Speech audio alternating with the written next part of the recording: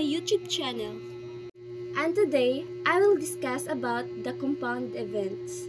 So, my topic today it's all about the compound event. Compound event. A compound event is one that has more than one possible outcome that meets the condition. Example, ruling a number less than 4. E equals open parenthesis 3, 2, 1 and close parenthesis. So, natay 6 ka dice. So, natay 3 ka less than. So, kanisa 3 ka less than is sa 1 is naay 6 ka dice.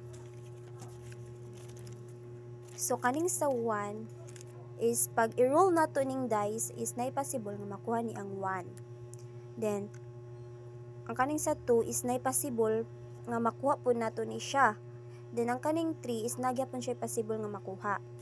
So, diri sa 2 is nagyapon siya 3 ka dice. So, pag i-roll nato ni siya is naay possible nga makuha ning 1. Then, ang sa 2 is nagyapon ni siya possible nga makuha.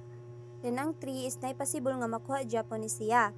So, diri ta sa 3 is nagyapon tay 6 ka dice. So, pag i-roll ni siya is naay possible nga makuha po ning 1.